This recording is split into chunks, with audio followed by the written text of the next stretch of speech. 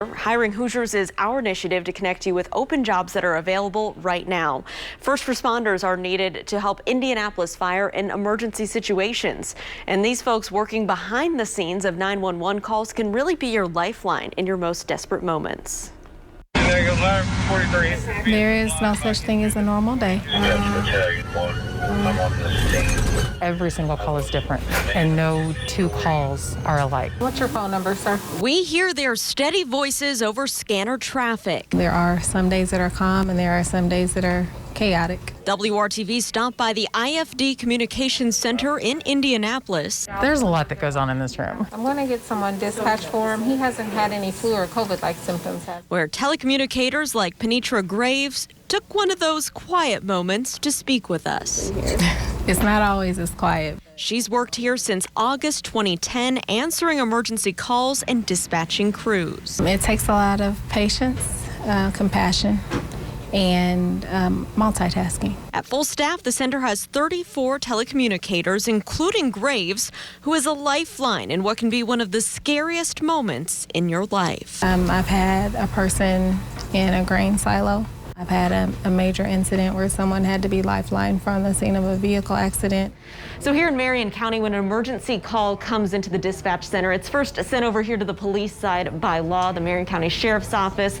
They'll then transfer it over to the Indianapolis Fire Department communications side if it's fire or EMS related. The most important thing for you to remember, if you're being transferred, stay on the line. Well, and we become literally a lifeline, and that's a lifeline to the citizens that are calling in.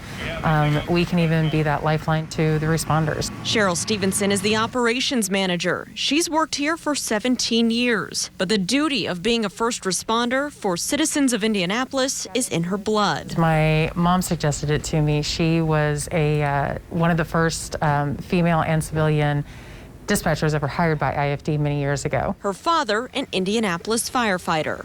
I realized on day one that I found home, that this is something that I feel good about what I do.